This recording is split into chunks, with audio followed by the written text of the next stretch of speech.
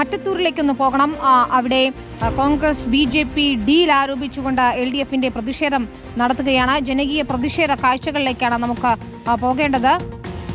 Mubasheer P. അക്ബറിലേക്ക് പോകാം. മുബഷീർ, മറ്റത്തൂരിനെ കേന്ദ്രീകരിച്ചുകൊണ്ട് വലിയ രീതിയിലുള്ള നാടകീയത, വിവാദങ്ങളൊക്കെയാണ് നമ്മൾ കാണുന്നത്. ഇതിനിടയിൽ ഇപ്പോൾ LDF ഇത് വലിയ ആയുധമാക്കുകയും ചെയ്യുന്നു. കോൺഗ്രസ് BJP ഡീൽ ആരോപിച്ചുകൊണ്ടാണ് ഇപ്പോൾ പ്രതിഷേധം നടക്കുന്നത്. വിശദാംശങ്ങൾ എന്താ?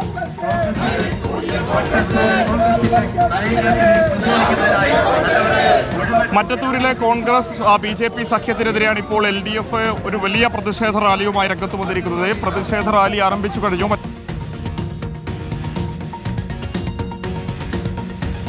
തന്നെ പിടിച്ചുകൊണ്ടാണ് CPM ഉൾപ്പെടെയുള്ള LDFന്റെ ഘടകകക്ഷികൾ ഉൾപ്പെടെ പങ്കെടുക്കുന്ന പ്രതിഷേധ റാലി ഇവിടെ നിന്നും ആരംഭിച്ചിരിക്കുന്നത്. മറ്റത്തൂർ നഗരമധ്യത്തിലൂടെ കോടാലി ഉൾപ്പെടെയുള്ള ഇടങ്ങളിലൂടെ കടന്നുപോയി ആൽത്തറയിലാണ് ഈ പ്രതിഷേധ റാലി സമാപിക്കുന്നത്. ജെയ്ക് C. തോമസാണ് പ്രതിഷേധ റാലി ഉദ്ഘാടനം ചെയ്തുകൊണ്ട് സംസാരിക്കുന്നത്. നേരത്തെ വിശേഷിപ്പിച്ചതുപോലെ തന്നെ മറ്റത്തൂരിലെ പ്രത്യേക രാഷ്ട്രീയ സാഹചര്യം, കോൺഗ്രസ് BJP ബന്ധം സംസ്ഥാന വ്യാപകമായി തന്നെ ഉയർത്തിക്കാട്ടി നിയമസഭാ തെരഞ്ഞെടുപ്പിന് മുന്നോടിയായി തന്നെ വലിയ രാഷ്ട്രീയ ആയുധമാക്കി മാറ്റുകയാണ് CPM. മുഖ്യമന്ത്രി പിണറായി വിജയൻ ഉൾപ്പെടെയുള്ള CPM നേതാക്കൾ തന്നെ മറ്റത്തൂർ ഉയർത്തിക്കാട്ടി പ്രചാരണത്തിന് തുടക്കം കുറിച്ചിരുന്നു.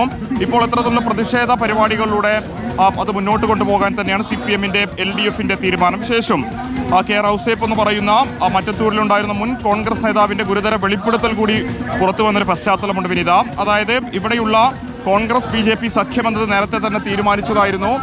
നേരത്തെ തീരുമാനിച്ച സഖ്യം അത് പഞ്ചായത്ത് പ്രസിഡന്റ് തെരഞ്ഞെടുപ്പിലും കണ്ടു. ആ പഞ്ചായത്ത് പ്രസിഡന്റ് തെരഞ്ഞെടുപ്പിൽ കണ്ട ധാരണ അതിനു മുൻപ് ലോക്സഭാ തെരഞ്ഞെടുപ്പ് നടന്ന സമയത്തും ഉണ്ടായിരുന്നു എന്നുള്ളതായിരുന്നു ഔസേപ്പ് ചൂണ്ടിക്കാണിച്ചിരുന്നത്.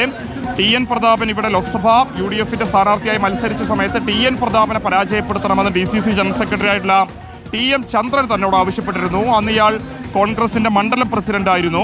മണ്ഡലം പ്രസിഡന്റിനോട് DCC ജനറൽ സെക്രട്ടറി കോൺഗ്രസിന്റെ UDFന്റെ സ്ഥാനാർത്ഥിയെ ലോക്സഭാ തെരഞ്ഞെടുപ്പിൽ പരാജയപ്പെടുത്തണമെന്ന് പറയുമ്പോൾ അത് പിന്നീട് നടന്ന BJP കോൺഗ്രസ് ഡീലിന്റെ തുടർച്ചയാണെന്നുള്ളതായിരുന്നു പ്രധാനപ്പെട്ട ആരോപണം.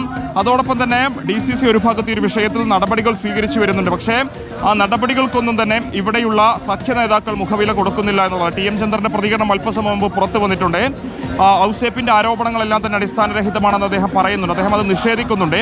അതേസമയം കോൺഗ്രസിന്റെ പിന്തുണയോടുകൂടി വിജയിച്ച അംഗങ്ങളൊന്നും തന്നെ രാജിവെക്കാൻ പോകില്ലെന്ന കൃത്യമായ സൂചനയും ഈ സഖ്യ നേതാക്കൾ ഈ ഒരു ഘട്ടത്തിൽ പറയുന്നുണ്ട് എന്നുള്ളതാണ്. ഒരു ഭാഗത്ത് ഇവരെ അയോഗ്യരാക്കാനുള്ള നടപടികളുമായിട്ടാണ് ഇപ്പോൾ കോൺഗ്രസ് നേതൃത്വം മുന്നോട്ട് പോകുന്നത്. അപ്പോൾ വിഭിന്നമായിട്ടുള്ള നിലപാട് ഈ അംഗങ്ങൾ സ്വീകരിക്കുമ്പോൾ ഇനി എന്താണ് സംഭവിക്കുക എന്നുള്ളത് തന്നെയാണ് രാഷ്ട്രീയ കേരളം ഉറ്റുനോക്കുന്നത്. വിനീത.